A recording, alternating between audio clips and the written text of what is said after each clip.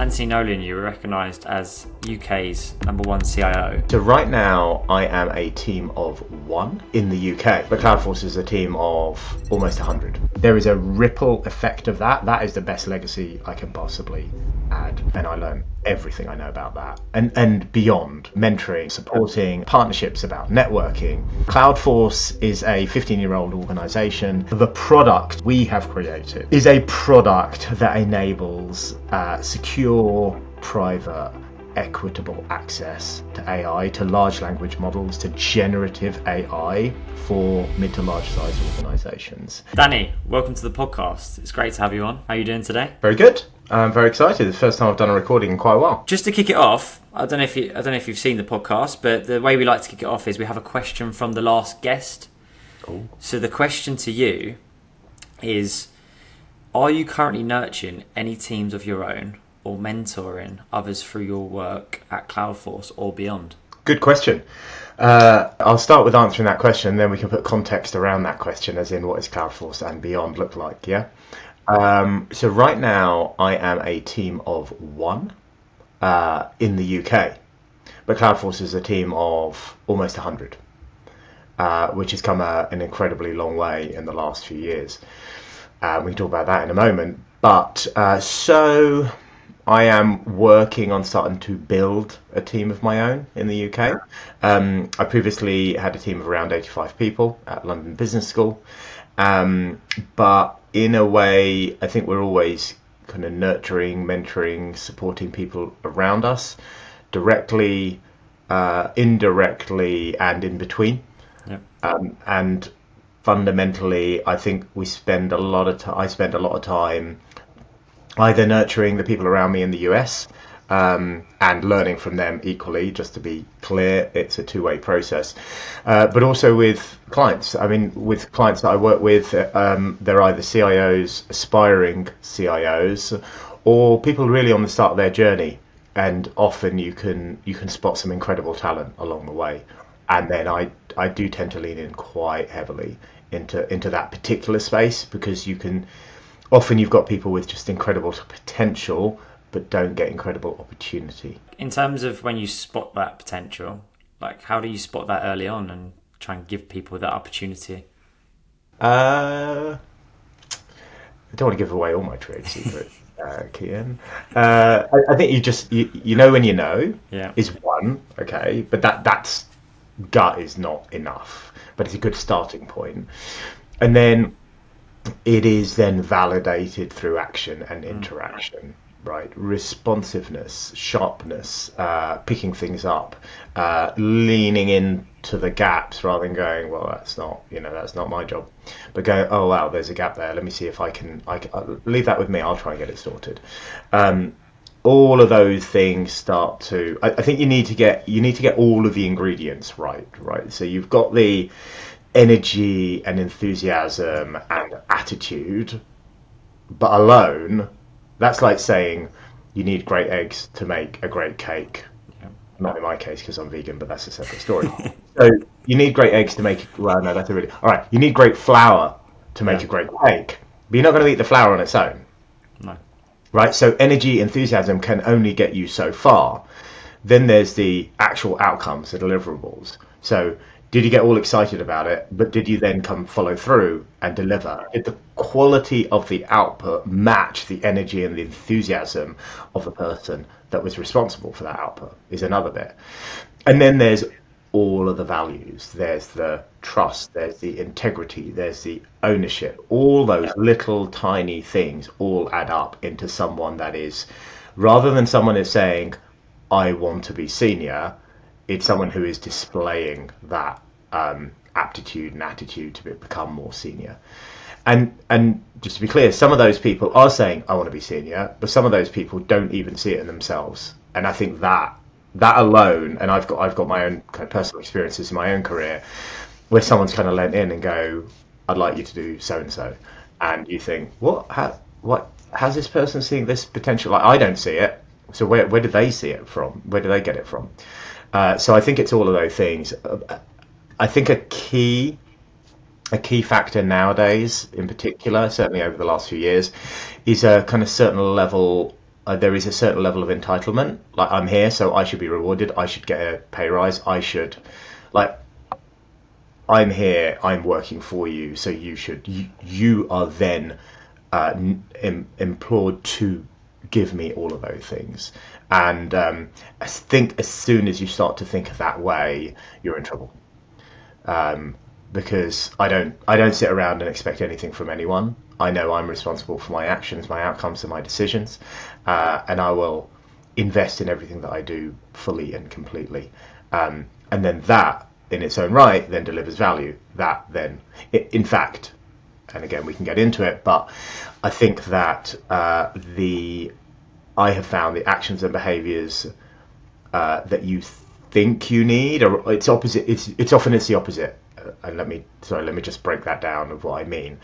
So there is a mindset that says, if I am the expert on this platform or this system or this process or this interaction, doesn't matter what the job is, if I'm the expert and everyone knows I'm the expert and everyone recognizes that I'm the expert and I'm the only one that can do it and no one else can do it, I'm incredibly valuable. Well, yeah. As in, they can't afford to get rid of you. Sure, but why are you waiting for a promotion? Because you've just locked yourself in a cage and you're not going to get a promotion because they can't afford. Oh, I would love them to do it, but they're the only one who know that system. Can you document it? Nah, never gets documented, never gets communicated. So I've worked on a principle of constantly making myself redundant in my own role. So go in, nail it. Like, absolutely nail it. Constantly look at what's coming next, as in, who could be picking that up, line them up, and get to the point where almost it's still happening. It's almost like the pilot puts it on autopilot, and then they take their hands off the wheel, and it's still flying, and they can go off. It's that, and just get to a point where you say, now it's running in itself. Now, that old mindset will say, well, hold on, if you do that, then they don't need you. But actually, it's quite the opposite. If you do that, then they go, wow, look at what they've achieved. No one had sorted that out for 10 years. Someone's come in and sorted it out. It's nice, clean, it's working, and there's redundancy in it. Can you come and do that for this thing now, please? And in fact, I'm not even stopping to let you ask questions because I can just link into one of my jobs, which was 2008 to 2016. That's exactly what happened. I went in as the head of IT, which was a pretty grand title, right, for me. At that moment, I'd been a project manager, team lead until that point. When as a head of IT, it's a much smaller company, right? So it was a much smaller team. It's probably about 8 people, but still a big deal. And for one UK company, but it was part of a group. And 6 months in, the founder and CEO of the group said, I want you to do that for these 5 UK companies. And I want you to bring them all together. I'm like, I don't know what I'm doing. I just let me sort this out before I can't do that. It's like, yeah, just do it. And that was tough. That was really tough. And I was pretty much on my own trying to figure it all out. And it worked out pretty well for most. And after a year, he said, I think it's a year or 18 months. He's like, great, I want you to do that for all 25 companies around the world. And I'm like, you're joking. And it was just because I was able to just keep going and going and going and learning and stretching. And that was like really hard. And I learned so much in that. In fact, I learned so much in that experience so that I'm still applying those lessons literally today. Right? In the last 2 weeks, I have referenced things from that specific experience that are helping inform what I do tomorrow. All right, I'm going to pause, let you ask some questions. Cian, I haven't heard your voice at all. What's going on? This is the podcast, not the Danny podcast. I definitely want to delve deeper into that, but I think it's important for the listeners to kind of bring us on that journey. Like, what sparks your interest in technology, and kind of where was your grounding to get up to where you are today? Okay, good question. So I've always got tech, and I've always loved tech, right from a kid. Now I know when people normally say that, that means that they were coding in their basement and created Amazon or something. I've always loved the application of technology rather than the creation of technology. And I'll expand on what I mean by that. So, and I'm talking about from an incredibly young age. So, aged 10, I have a photo which I can share. I had a BBC Micro B computer that ages me precisely now, which got stuck up the chimney from Santa, but my dad managed to get it down, which was I genuinely believe that he went up the chimney and got it down. And I kind of played around with that. I was like, oh, this is really interesting. But of course, now I'm at a young age. There's a keyboard and there's a monitor, and so this is normal. This is normal, you're right. But for other people, that was not normal because they weren't used to interfacing with technology. And then very quickly, I would then move on to like Amiga 500s, which was really for games. Again, not a heavy gamer. I just play a few games, but I just liked interacting with a computer. And then the kind of PCs came out, and I started building them. But I mean, building a computer is like a jigsaw set. It's not. I'm not soldering anything or doing anything massively complex, but I would build computers for people and I'd buy and sell computers. And then at school, aged 16, they were about to invest in their second ever computer network. The first was all like green screen stuff, and the second was like proper PCs. Pretty much, to be honest, if you walked into that room in 1992, it looked like a PC today. It was running Windows. It had Word. It had Excel. You had printers. It was pretty much, everything we have now is shinier and faster, but it's not that different. And I actually got involved in the tender process for the procurement of that computer network. There's about 20 computers, I think. And that's crazy, right? If you think about it, there's a 16-year-old somehow, and I influenced the outcome of that decision. Right, the school was ready to invest in a company called RM Nimbus, which was the de facto standard for computer networks in schools, in education. And the alternate was ICL, which is a huge computer company. And I looked at it and they're like, yeah, we got to get the RM Nimbus. I'm like, guys, it's 3 times the price. You go, yeah, but it can do this, this, and this. I said, but those things that you're pointing out that it can do are peripherals. They just plug into any computer network. It's a bit of software in a peripheral. All right. Again, I'm not showing like deep technical knowledge, but the understanding of the application of technology.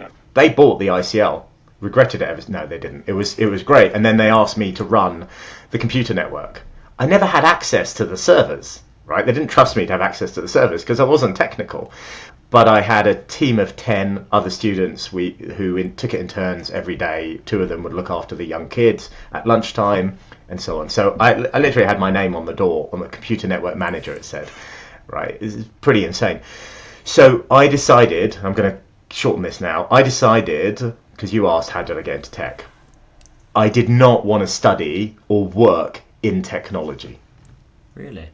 Yeah, because I loved it. Why would I go and ruin it by making it my job? And I had a point of reference here. Again, I'm now categorizing myself based on age, based on the fact that my school was buying a computer network in 1992, and now this next comment will then pigeonhole me even further. So I used to ski, not a huge amount, but I used to ski. And you would think, if you love to ski, what would be the best job in the world? Ski instructor, surely, right? Because you're skiing all the time. So I remember having a conversation at a young age with a ski instructor. And I'm like, oh man, it must be the dream. You get to ski all the time. I'm like, how often do you get to ski? He goes, I don't. I'm bloody teaching all the time, aren't I? Sunday afternoons, I get cooked 2 hours. That's it, but I'm knackered. I'm like, whoa. So don't do what you love as your job. Warning to listeners, please continue listening to this conversation. Don't stop now. Don't do what you love for your job because you never actually get to enjoy it. So I went to university. I did a degree in chemical engineering. And then what changed? I got to the end of my degree. I actually worked for a year at Kodak making photographic paper, actually melting the liquid, mixing and melting the liquid that got poured onto the photographic paper to make it photographic paper. because before then it's just paper. And I realised that I didn't really enjoy it, but more importantly, I didn't really get it. Like, I'd done this entire degree on chemical engineering, and fundamentally, I couldn't go, oh, you see what the problem is, you need to operate that pump and change a heat exchanger. I just didn't. I could read the books and I could do the work and I could get the degree, but I didn't instinctively understand it at all. And even at university, I was getting pulled into IT stuff. They asked me to be the student rep on the IT policy subcommittee for the chemical engineering department.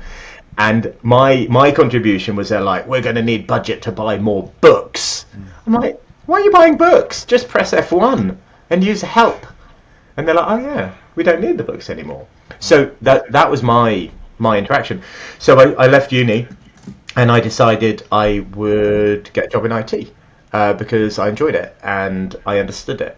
And it would pay well, and I could get a job in central London. Whereas as a chemical engineer, your job probably is not in central London. I had a job offer in hand in Peterborough, and I'm like, I grew up in London.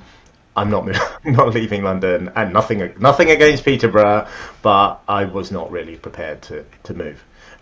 So I applied for 50 jobs, but I got the most incredible job. I mean, honestly, out of the list of 50 and probably any other job, probably the best job I could ever have got, which was on the IT graduate training scheme at the John Lewis Partnership.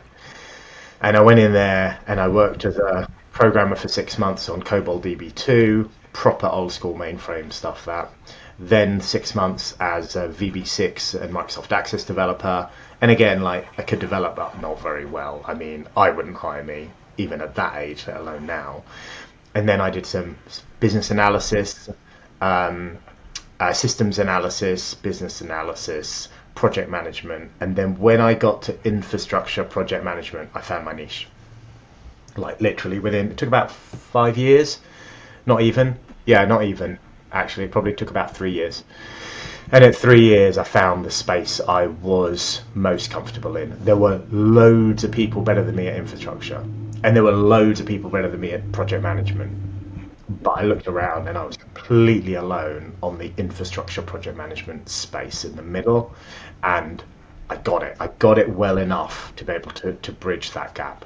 And the rest is history. And looking across, back across your time at John Lewis, M&S, what were the pivotal lessons from those early roles that influenced your leadership today? At the beginning, I would look at how managers manage, and I said to myself, why do they do that? Like, if I'm a manager, I won't do that. I won't treat people like that. And then I became a kind of team lead, and then I became a manager, and then I hit the point where I go, oh, I get it. I now know why they do that. And they do that partly because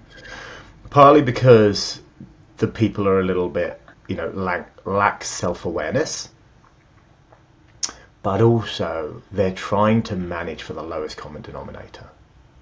So they're going, I have to check everyone's location. I have to check everyone's time. I need to make sure everyone's showing up because someone might take the piss.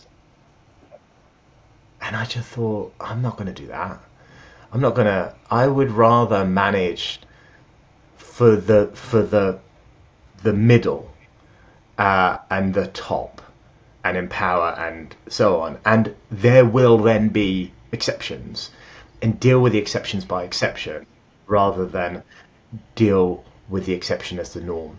And so I've tried to do that. It's easier said than done. I remember I was having to write mobile phone policies and things. And I'm just going, well, no sensible person is going to do that. But you're not trying to write a policy for a sensible person. You're trying to write it for the one that takes advantage.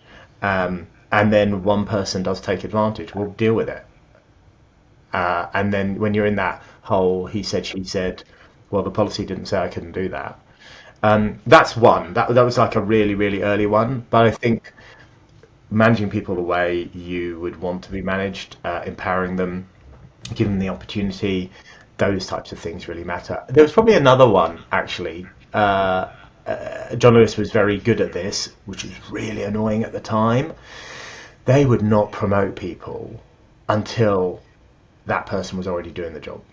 So you look at it and it was so infuriating, because you'd go, well, hold on, I or they've been doing it for the last 6 months. Like, why won't they promote them? They've clearly evidenced the fact that they're now at a senior level or a management level or whatever. And they now get it, because actually, I don't know how much of a strategic cut. It was very conservative, I suppose, from that perspective. But I've seen people get promoted too early. Like, oh man, yeah, Kian, you're great. You've got so much potential. I'm going to make you head of everything. And then you fall flat on your face, and you've realised that you are a technical contributor, not necessarily a people manager or whatever it might be. You're now stuck. You've gone and lifted that person. You put them on a pedestal, and they're stuck. And there's like, what are your options? Are you going to demote the person? Are they going to take a demotion? Are they going to leave? And I've seen that situation where I go, I wish I'd never gone for that. But at the time, it's all they want. So I think there is a bit of, I want to, don't sit there and tell me, I want to be doing that, I need that promotion, I need to, do it. You can do it now. There is no reason why you can't just offer to help with that or do X, Y, Z. And look, sometimes, and there is a backfire, just to be clear, sometimes an organisation go, why do I need to promote them? They're already doing that job. Well, then it's my job to fight that and go, that is unacceptable. You are taking advantage of them. And when it comes to leadership, you've obviously led in such different environments. For example, blood cancer charity, Anthony Nolan, obviously London Business School. Is there a different approach when it comes to leadership, just due to the mission and what they're trying to achieve and the way you go about your leadership? Yeah, it's massively different, right? So if you are a manager of a development team in a startup versus a scale-up versus an established technical player versus a charity versus you're going to have different people below you, different people around you, and different people above you, right? They're going to be there for different motivations. They're going to be there for different purposes. So it is fundamentally different, the environment that you're in, but even more so, the culture of the environment that you're in. So you can be in charity X or charity Y, and they've got completely different cultures. How does the CEO regard technology? How is technology valued, respected, or technology leadership or technology mindsets? So it really depends, and there is absolutely no playbook. And you've got to spend some time just looking, listening, observing, looking at the behaviours and making an assessment before you get a bit stuck in going, I know this, I've got it, I can fix this. So yeah, they are fundamentally different. Do not fall back on boring old stereotypes. Oh, it's a charity, it doesn't know anything about technology. It's a charity, they can't afford good people. None of that is true. Right? You can have some of the best talent in the world. It's just about their motivations. Are they driven by financial gain? Are they driven by social impact? Are they driven by growth and personal value? Those all vary. Is there a lesson that you've had in your career that comes to mind? Because when I speak to people on the podcast, their biggest challenge has always been kind of the pivot in terms of their experience, and they've learnt more from their failures than they have from their wins. Is there one that comes to mind for you? Yeah, there's a period that comes to mind to me. So there was one organisation that you've already mentioned. I shan't mention it, but it's very clearly which one it is on my CV. Yeah. That I was only there for a minute, literally 3 months, and I thought, hey, I've been at one of the best retailers in the world, well, in the country, at John Lewis, and it's pretty amazing. And I got headhunted. I use that term really loosely. It meant someone phoned me up and said, there's a job here you might be interested in. I have since been headhunted, saying, there's a job here that we want you to do. There is no selection process. And I had the opportunity to increase my income by 50%. Take the ceiling off the maximum income I could receive in that role. I was pretty much close to the maximum at the previous role. In this new company, I could have doubled my income. So there was progression, right? There is progression. If I'm sitting there going, I'm really good at infrastructure project management, then here's an opportunity.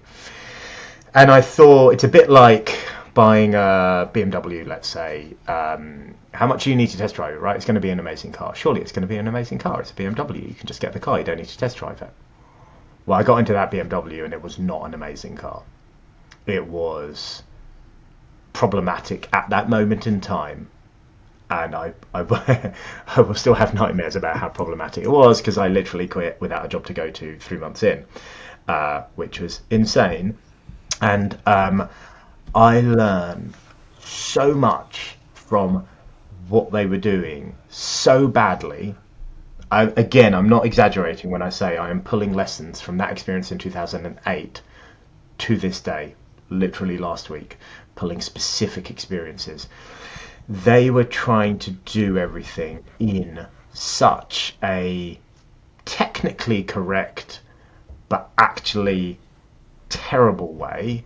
The culture, the bullying, the bullying culture that was predicated from the top was pretty awful. And for me, there's a kind of golden rule, which is if I'm neither not growing or there is no more opportunity for me to grow, and or specifically if I am not able to influence the change that I need to change to get the outcomes that we need or I need, there's no point in me hanging around, right? There's no point, because I can't influence this. I'm just a pawn in the game.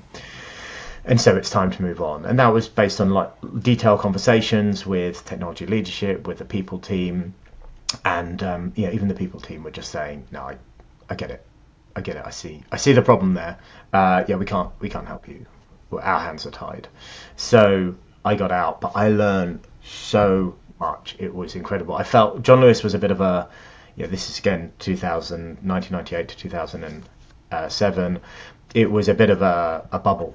They did things the way they'd always done things for a very long time, and they were trying really hard to modernize. And one of the very first players on online sales, actually, John Lewis department store. But they weren't fast moving by definition, right? 80,000 staff, they're not fast moving, with all the internal democracy and so on. I learned a huge amount from that whole experience, and I continue to apply those lessons to this day. What would you say the one thing is that you learned, if you were to summarise?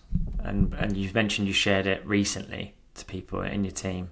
One of them, I'll do a couple. One of them is just about culture and behaviour and kind of bullying. Yeah. And when you see it, do you stand up to it? Do you tolerate it? And I have gone to the wire in many situations on those types of topics, and literally to the point where the CEO is going, stand down, this is none of your business. I'm like, well, if I'm on the board, then it is my business. And how we treat people is my business. Yeah. So we have a problem. Now, I will say I am somewhat biased, and we haven't talked about it. I tend to support a lot of women in tech. So if the person being bullied in tech is female, then I will go, like, I'll just keep going and going and going and going like a bulldozer. So I think there's that. Just like if I think I'd noticed that I was being bullied and I was getting like physical symptoms of stress. I'd only been there 3 months, right? And I was getting physical symptoms of stress. And when it came down to it, everyone backed away. Everyone's like, I get it. Good luck.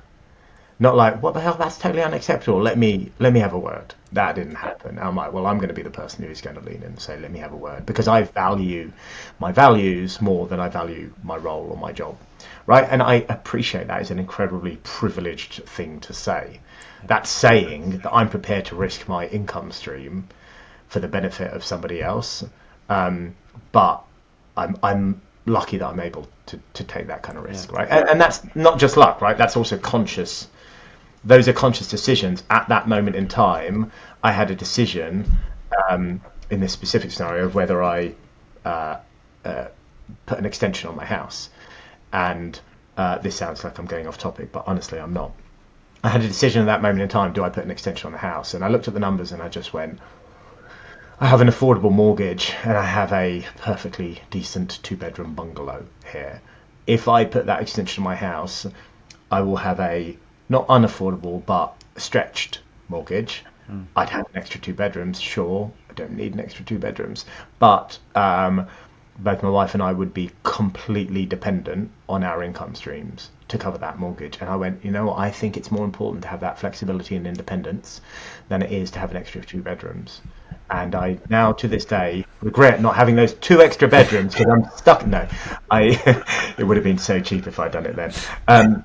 But it actually gave me the ability to go, I'm walking away. Yeah. And we've had to do that a couple of times between us. And that's been, I mean, that is power. That is power.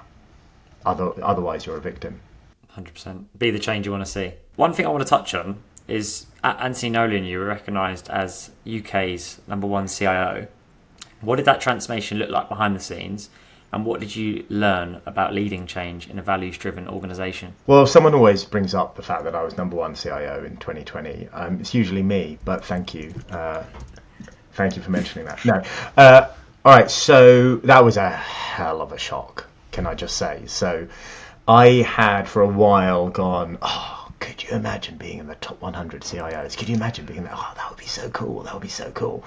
I even, literally, when I got the Anthony Nolan job, the job was IT director. I'm like, can we make it CIO? And the only reason, because you can be IT director, CIO, CDIO, CTO, blah, blah, blah, whatever. Yeah, there are technicalities in it. I get it. But at the end of the day, the CEO doesn't care. You're the only person running the tech. And the only reason I changed it is because I just wanted as close alignment as possible. I didn't want to go, this IT director is in the CIO 100. I want to go say, this CIO is in the CIO 100. So I'd always kind of aspired. And I'd held off putting in an application because I'm not good enough, like year after year after year. And I spoke to someone who knew me well, who was a judge the previous year. And I said to him, look, what do you think? Do you think I should apply? And his basically, he was very supportive. He said, yeah, you're not going to make the top 100. He said, it will be really good for you to put in an application because they like to see progress. So put in an application now, write a baseline, and then next year when you put an application, you can show what you've achieved, how you've grown. So, all right, so I put in an application. I turned up the event knowing I was in the 100, not knowing which position. This was 2018, by the way, not 2020. And there's this little booklet that has got the top 100 in order. So I open the back of the booklet and I see I'm not number 100. I'm not number 99. I'm not number 98. And I keep going and I'm like going and I'm going. And I got to 50 and I'm like, oh man, how did I miss myself? So I went back to 100 again. And I did it. And someone topped me on the shoulder and goes, you might need to look a little bit further. Anyway, that year I placed number 9, right? So top 10, highest ranked new to the list, highest rank charity sector. It was insane. I thought, that is it. I have made it. I didn't even apply in 2019. Like, I've made the top 10. The top 100 was my goal. My life goal was top 100. I've made the top 10. That is it. I cannot improve on that. And then 2020, I applied again, expecting to be wherever, and it was pandemic time, so it got delayed, but I got number 1, and I'm just like, what is going on here? Now, to be clear, that is not all me. I was going to say that's not me. Well, it's partly me, of course, but it's not all me, of course.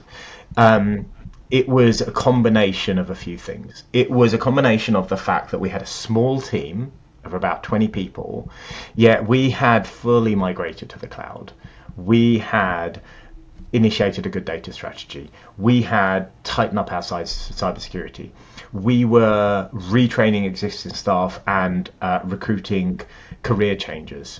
We were making this core product open source. Right, we were hitting every single button with a team of 20 people. Wow. And there were teams of 800 people at other organizations, and they weren't even getting close. So that was the key differentiator. And I was very, very, very lucky. I had an incredible person. I had an incredible team, but I had, in particular at that moment in time, one incredible person that I was working with, Laura Phillips. And she was way more experienced than me. She was way more senior than me at John Lewis when I arrived. She was already a head of systems, and I was a trainee. And then she went off to build Ocado like from day one, and spent 10 years with Ocado. And when I said to her, I've got this job at Anti Nolan, she went, I'm coming with you. Like, not like, please give me a job, but like, that is a mission that is so incredibly important and dear to my heart. And I'm sitting there going, hell, I've just got my first job that is not infrastructure. I've got my first job that is software development and data, and oh my God, I can do infrastructure and infosec with my eyes closed. But I am terrified. Even the CEO in the interview go, hold on, you've never done software development and stuff. What makes you think? I'm a quick study. She took me. But Laura coming along meant that she was able to run those teams, and I learned everything I know about that, and beyond just running development teams, but about mentoring, about supporting, about partnerships, about networking. So that award is at least 80% Laura, right? It's certainly not 80% me. And it was just an incredible journey of kind of learning and of growth and of development. What made you want to step outside your comfort zone? Was it mindset? Like, what was it? What made you go, I want to do something completely different that I have no idea what it's going to be, how it's going to land? It's growth, right? So I've been managing infrastructure for a long time, and I had become global CIO, but the I stood for infrastructure, really, not information. And I sat with a recruiter, and he said, again, in a positive and supportive tone, you're not a real CIO, is what he said. And again, he meant it as a supportive comment. He goes, you're an infrastructure CIO, and it's going to be really hard to find a job that then includes a full fat CIO with all of the rest. And I went, well, surely that's my growth. I don't want to be running infrastructure for the rest of my life. Like, I mean, whilst I'm good at it, I'm not that passionate about infrastructure. That's all I want to do. I want to influence change and move into that digital sphere. So I started looking. I think I only applied for one role. I think I had only applied for one role. Anti Nolan. I'd already been on the stem cell register myself for about 20 years at that point, 15 years at that point. And I applied, and it was a smaller team and it was a smaller budget. So I figured I'll go down. I did want to go into not-for-profit anyway, so I'll go down a step. And literally, they had interviewed 5 different CIOs, and the other 4. Who I know all of who they are because they'd signed into the guest book before me, and I spent 3 years trying to convince the facilities team that they might want to change the type of address book they have on the front desk, because stuff like that can happen. After 3 years, they changed the address book so that the name sign-ins were hidden. But they had all done it already, and the CEO just went, actually, I don't want someone who's done it already. I want someone who can change it up. And what I said is, look, I didn't know what a storage area network was until I implemented one. I didn't know how to build a data center until I built a data center. I can figure it out. That's not the hard bit. The hard bit is everything else that goes around it. And so, yeah, growth is the short answer to your question. Is growth. I'm ambitious. I want to do well. I want to grow. I want to be successful. I'm not competitive. I don't want to do well in at the failure of somebody else. I want everyone to do well. But I want to be the best that I can be. And another thing that stood out to me was that you had a team of 20, and like you said, a lot of CIOs or CTOs, whatever it may be, always go, led a team of 300, led a team of 1,500. And sometimes people get a bit obsessive about headcount and that, more people means more results. Like, even to today, obviously you're building your team of the UK. Like, what is it that makes the difference between, you had a team of 20 and someone might have a team of 100, but you still performed at such a high level? Yeah, funny enough, I had a conversation with someone this week, and he has a team of about 100, and he used to have a team of about 500, right? And so I had a team of about 100, but I used to have a team of around 20. And I said to him, well, it's really interesting, because when I got that job, I thought to myself, but also had conversations about, how do I run this team of 100? Do I run it like a team of 20, or do I run it like a team of 500?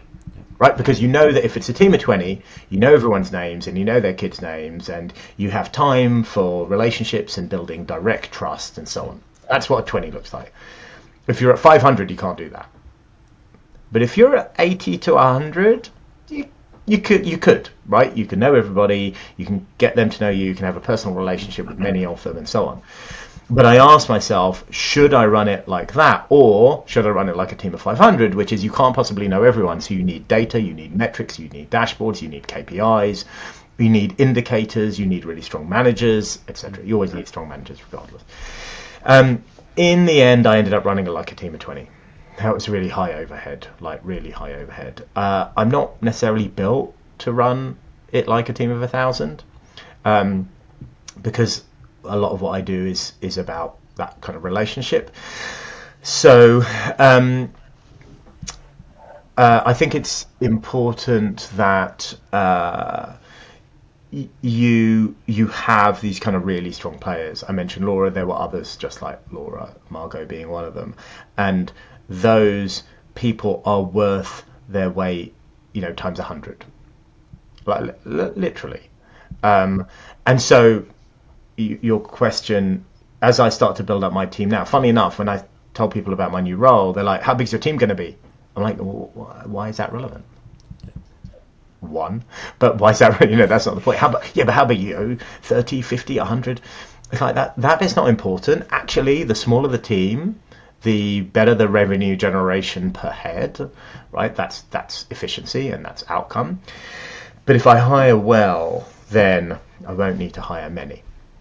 I really won't need to hire many. And so I want to really hand build this team from scratch and just have incredibly high performers, which you can do when you're scaling up, because anyone that comes in early has the potential to become great, like to become the leader of their. Like, how much easier would it be for me to get someone in role A, and then they become, as more people come in, they become the manager of role A, space A, and then as more people come in, they become the head of, and they become the director of. That's going to be a lot easier for me to manage, isn't it, as an individual, than if I got A1, A2, A3, A4, and now I'm managing a team of 4 people, and in A and B and C and D, and it just starts getting really quite heavy.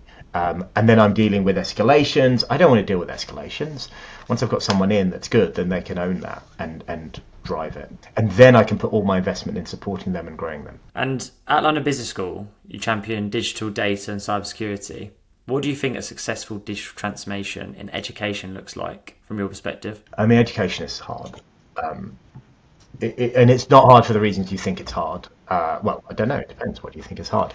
It's not hard because, it hasn't got any money, or it can't recruit the right talent. It's not hard for those reasons. It's hard because higher ed is inherently inefficient by design. It's designed to be inherently inefficient. It's designed to be quite siloed. It's designed to be that way, and it is so a real digital transformation. And by the way, when I got to Antti Nolan, the CEO kept saying, "I want to be digital. I want to be digital." I didn't know what that meant. It took me, I'm not kidding, 3 years to get my head around what does she actually mean. Does she mean, and that's not about her, that was about me, but does she mean I want a better website? What does it mean? And hopefully we will understand what that means now. Hopefully, it's an assumption, but so a good digital transformation is really about first and foremost putting your customers first. Well, that's pretty hard actually, because people tend to put their own departments first. Department A versus Department B versus Department C, and they spend so much time fighting each other, and this is many organizations, right? As soon as you create a silo and no links between them, first and foremost, which means that the CIO, CDO, whatever you want to call them, has got to work in partnership with the chief people officer, with the chief marketing officer, but also sales. And I just think many organizations still go, get back in your box, make the IT work. And in that environment, you haven't got a hope. So the organization, and there are some good ones out there, the organization that says the IT leader, the tech leader is the transformation leader, and they are running the cultural change that is required to enable digital transformation. I mean, dare I say, I'm not expecting to be a CIO ever again, right? You'll probably speak to me in 2 years and go, I thought you said you never wanted to be a CIO ever again. What are you doing? But it's a tough job. It's a really tough job, and it's not tough for the reasons you may think, which is cybersecurity threats, limited budget, constantly evolving technology, supporting legacy systems. That is the job, right? That bit is the job. That's the bit that you sign up for. If you complain about that, I don't know what you're doing. Why you're in that role. But you are actually, fundamentally, your system architecture is a reflection of your organizational architecture. So your culture actually informs your system design. And I have had many a CEO say, you fix the systems, you fix the tech, but don't touch the processes and don't touch the data. And I'm like, hold on. I think we're already going to fail, right? Right now we're going to fail, because what is technology? If data is everything, right? If every customer is a data point, if every sale is a data point, if every interaction is a data point, then data is everything. And a process is the transformation of that data. So it says, the customer converted from a lead to a customer. Each step along the way, the process are the things that change your data, and the technology is the bit that enables and automates those processes. So you can't change the technology and not touch the process and not go, oh no, we look after our data locally. And so you're setting yourselves up to fail. That's why it's hard. The job of the CIO is hard because generally you're responsible for things that you're not empowered to change. And you are responsible for things that are way outside your control. You are ultimately responsible for the last 20 years, if in real terms, the last 20 years worth of bad decisions made out of cultural, organizational decisions. And that's the bit where your hands are tied. And I'm not talking about one particular company, I'm just talking generally here. There are a few exceptions, but those exceptions, you will know as a customer which ones those exceptions are because you can feel it. The experience. I'll give you one example. I was going to reach for my Octopus plushie, but it's got a pair of headphones on and it will fall over. Octopus are a really good example. If you know this is not an advert. Versus 7 podcast is sponsored by Octopus Energy for your free download. No, so Octopus are a data organization. Right. I mean, there happens to be some renewable energy at the end of it, but it's a data organization. They prioritize data-driven services. They prioritize customer service. In fact, by definition, they created the underlying data management platform for the energy industry, which they license out to other energy companies. So that's just availability bias because there's a plushie on my shelf here. But right, they make money out of selling plushies. What on earth is going on here? They're a data organization, and so could you imagine being the CIO at Octopus? That would be one hell of a ride.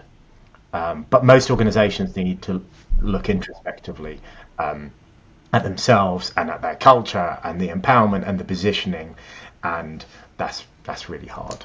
Coming up to today, you've now stepped into the role of Vice President of Cloudforce, helping scale Nebula One across Europe and the UK. What excites you most about the platform's potential in education right now? Well, back to my policy of making up job titles as I go along. That's a good one, right? So we are 50 minutes into a conversation, or 30 if you've edited out the middle bit. And Nebula One, so Cloudforce is a 15-year-old organization who have in the last year and a half created a product called Nebula One. So I can talk about Cloudforce and culture, which is like everything that I just said about everything else is not true at Cloudforce. It's like, just check out my LinkedIn and you'll see what I mean. The company, the product that I'm going to say we, right? I'm part of that organization now. So rather than we have created is a product that enables secure, private, equitable access to AI, to large language models, to generative AI for mid to large size organizations. So you have organizations, this is not a sales pitch, this is just me describing what it is. You have organizations out there that are going, well, I know AI, a bit like I know digital is important, but I don't know what to do with it. Well, AI is probably a little bit easier than that, but AI, I know it's important. I know I can't be left hanging. I know I need to do something with it, but where do I even get started? Well, I can buy a copy of XYZ or ABC, but then what? What do you do with it? What Nebula One does is it allows you to give your organization access to all of these large language models, to build agents on them, to integrate your data on them, but the whole thing runs inside the organization's Microsoft Azure private tenant. So the data is there, and they're only paying for consumption. They're only paying for the tokens that they use. They're not paying per user licensing. If you're a university with 20, 30, 40,000 people, you imagine a per user license cost is astronomical. So being able to implement something, it's got a basic cost to put it in, and then you're really only paying for what you used. The more you're paying, effectively, the more you're using, the more value is being created. And you can just switch off the tap at any point, which you can't do when you've rolled out. Kian, if I gave you a license and used it every minute of every day, you'd be paying the same amount as if you gave me a license and I was using it 1 minute a week or 1 minute a month. You're paying the same price, right? If it's a license, it's a license. Whereas on our platform, you're only paying for what's being consumed. Yeah. And so we can be that core large language model gateway for the entire organization, whether it's access to LLMs, whether it's specific agents, whether it's externally available agents on their websites, whether it's API access for internal applications. It allows the management, the control, the privacy, the security, the work. So that's what the product is all about. And then as starting in as a team of one in the UK. I'm very lucky. I was the first client of Cloudforce using Nebula One in Europe. Can I say Europe? And the UK. Thanks, guys. Thanks. Not talking politics here, but thanks, guys. Now, if I want to go and live in Europe, you just made that all more complicated for me. Thank you, Brexit.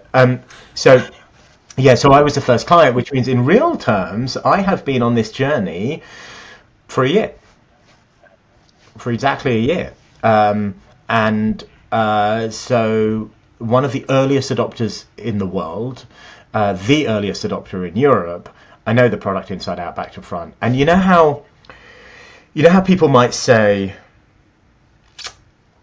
there are bits of my job I love, and then there are bits of my job I hate. Could you imagine if you could just do the best bits of your job and you didn't have to do the rest?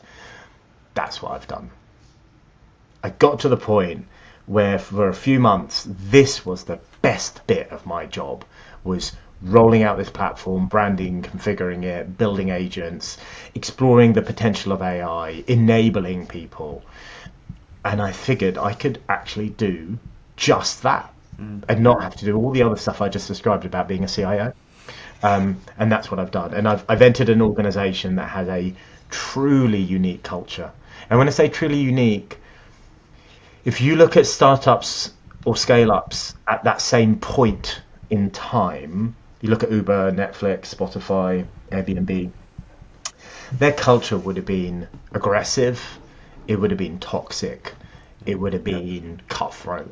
And that is not this organization, because this is a 15-year organization, which means it's got deep roots, it's got experience, it's got institutional capabilities and memory that allow us to build a enterprise-grade product, not a sloppy startup. But they recognize clearly that the best talent in their team is what is going to make the difference, and they nurture that talent. They hire incredibly well, they train, they support. There's plenty of fun. Again, check out my LinkedIn. There's plenty of fun that happens, but there's plenty of work, and they are very, very high standards. The standards are of epic proportions. What an amazing place to work, right? Where you're surrounded by everybody who works to incredibly high standards, rather than, well, it's just a job. And I should, why do you take my cupcakes away? Why haven't we got another Christmas party? What's going on? This is an organization that just really invests in its people, and that's testament to the founder, the leadership, and the entire board. I can go on about this for another hour, Kim, but I know we don't have another hour. You're running out of tape. What excited you most about the product to be an early adopter though? Obviously, to today you're at Cloudforce, but previously you're at London Business School. There's a lot of fear around AI. It's everywhere. You see it on LinkedIn. You can't escape it. But what made you an early adopter?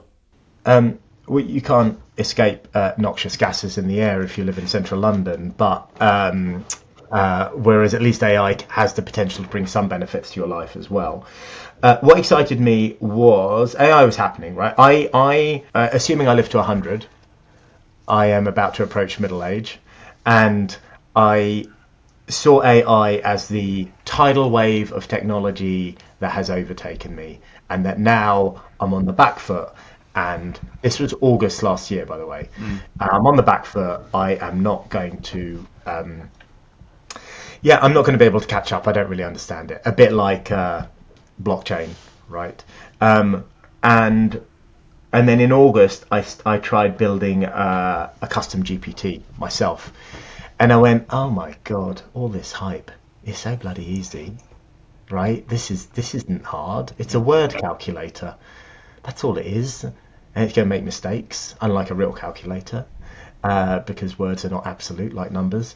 And if you just talk to it in plain English, all it is, incredibly, is a natural language way of interfacing with a computer. So you can talk to the computer and ask it to do stuff, and it does stuff. This is incredible.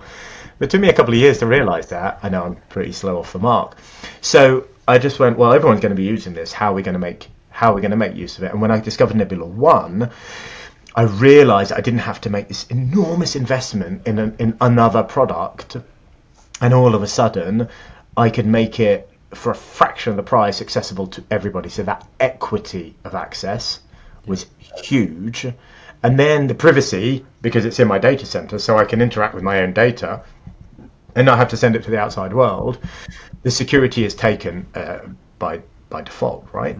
So you got equity, and you got privacy, and then you got a product which is constantly evolving. So you can build official agents, but also users can build custom agents, and then developers can use APIs to access their large language models. And so you've got one product that basically takes care of the plumbing, right? So you want to start baking a cake, but you don't have to worry about finding a kitchen and finding an oven and ordering the ingredients and making sure you've got the vanilla pods.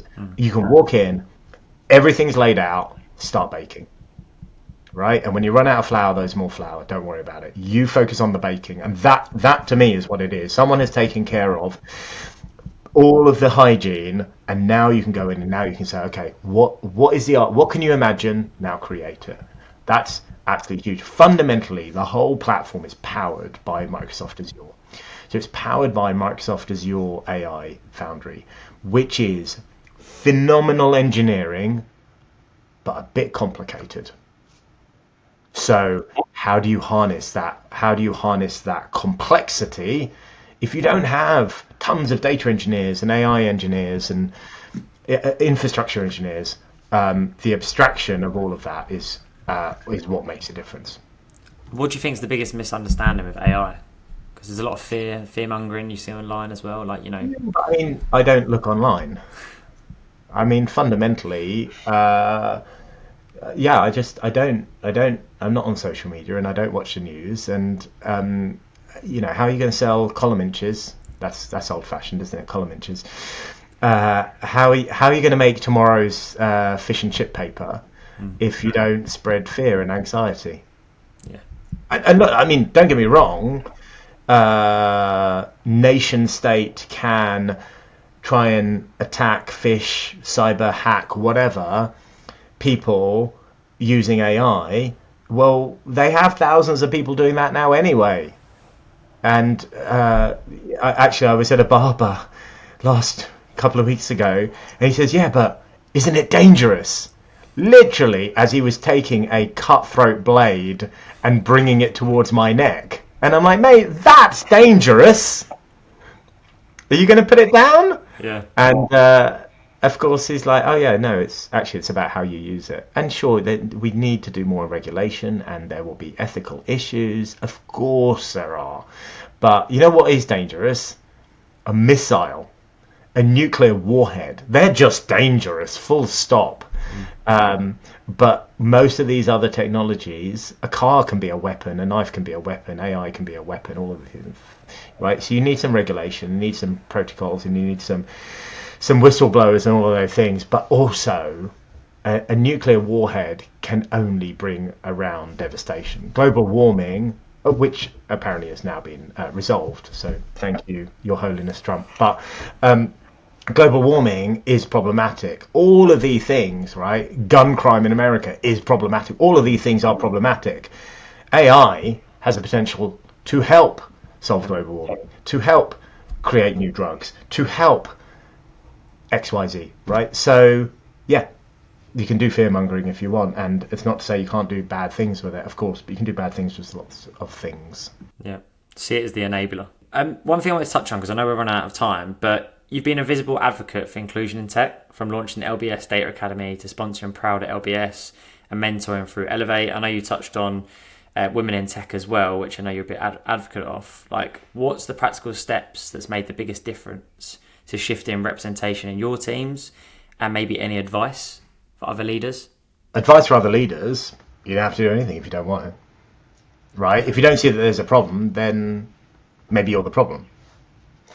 But you might want to take a look at yourself before you take a look at the rest. So there's that. I didn't recognize that there was a problem, because why would I? I'm white, well-educated, British male. What problems have I got in the world? And it was a cybersecurity consultant that I was talking, a recruitment consultant actually, and she was talking about how she's trying to get more women into cybersecurity. And it was at that point going, oh, what do you mean? There's a gap. I didn't understand. That was quite a few years ago now. And then I kind of became more conscious of how it is so much harder for women in tech, but not just women in tech, right, across the board. And that I could do something about it and how it could benefit. Bottom line, having a diverse team does not make your organization better, right? Just let's clear that up. Having a diverse team does not make your organization better.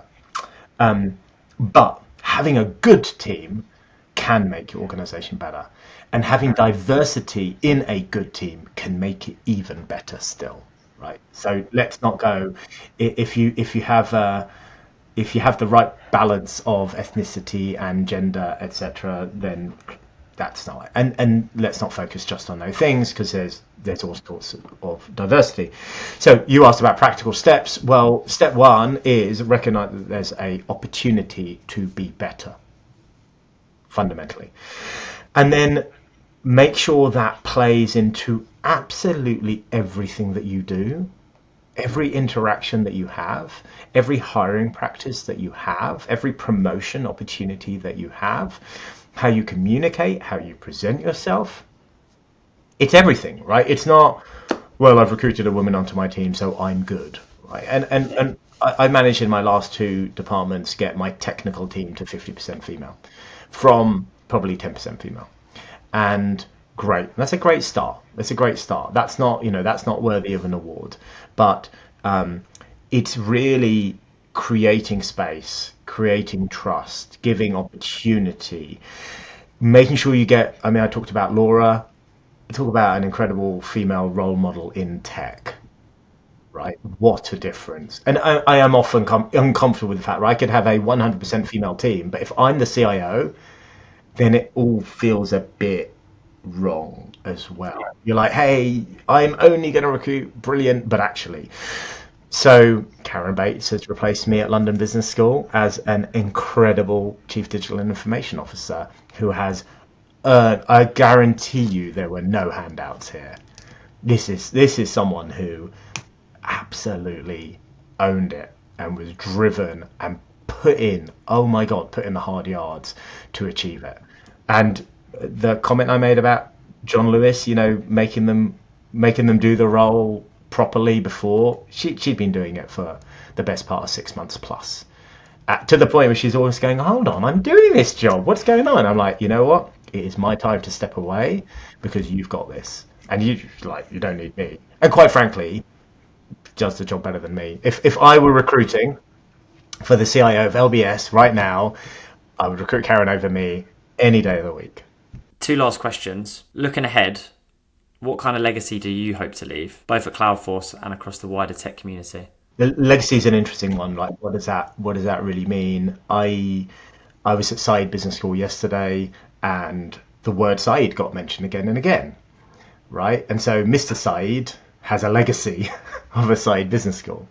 I'm not fussed about that, but what I am interested in is if I put my energy into creating space and opportunity for others to learn and to grow, if somehow they achieve and then they do that same thing because they're going, someone spotted me or someone empowered me or someone gave me an opportunity and now I am doing it, not because I feel implored to, but because I see that that is a good and right thing to do, and that there is a ripple effect of that. That is the best legacy I can possibly add. And there are like physical legacies that Laura and Margot and I left at Anti-Nolan, which means that anyone searching for any doctor searching for a stem cell donor in the world are using a platform that we were involved in building across the world. That's a pretty cool legacy, that's a nice thing. And it wasn't because like we're super clever and we wrote a great algorithm. That was Dr. Zabin Patel that wrote the brilliant algorithm. What we did is we enabled the kind of creation of that platform. We made it open source. We collaborated internationally to make it the de facto platform. That's a kind of nice technical legacy to leave behind, because that will then continue to grow and to evolve. So yeah, LBS, my legacy is to have created that space and that opportunity for Karen. She earned it on her own 100% and some, but have given her the break, the opportunity, the window and the space to grow into, and as I say, outgrow me 10 to 1. No doubt about it, and that's not just like feigned humility. That's for real. Is pretty cool legacy, because now she will be doing hard things, but she will be doing good things. And the amount of support that she does in mentoring, which she's taught me a huge amount about as well. Those are the things that are important, not anything else. And last question: what is one question I should ask the next leader on the podcast? Oh, you could have given me advance warning of this. I don't know. I'm sitting next to a bookshelf, so I'm going to go with what is the most impactful business-related book that you have ever read, and why was it so impactful? Thank you very much, Danny. It's been great having you on. Some great insight to be shared. Appreciate the opportunity. Bye-bye.